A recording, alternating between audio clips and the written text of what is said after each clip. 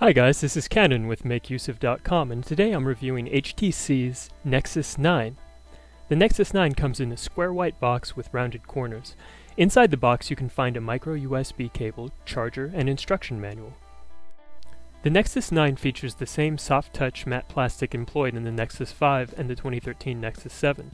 Unlike its predecessors, the Nexus 9 uses a metal band as a bezel, which doubles as the radio antennas for both the Bluetooth and the Wi-Fi. It also includes an 8-megapixel camera with LED flash on the top right of the tablet. It uses nearly flush power and volume buttons on its right side.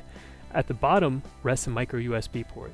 Of particular interest is the dual front-facing speakers, the first of its kind in the Nexus line.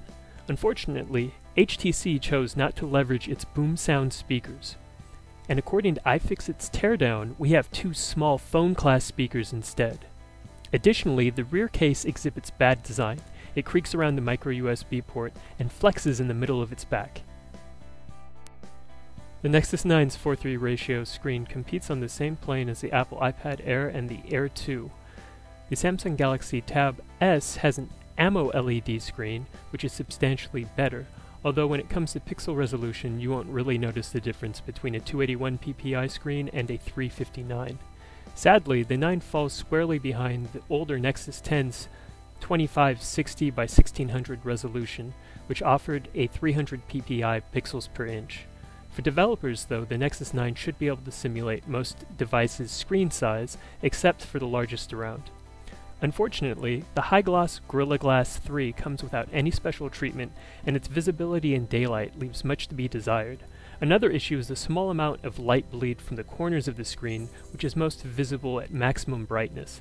The light bleed occurs at various places along the bezel of the screen. This typically represents a manufacturing defect and won't be correctable through firmware updates.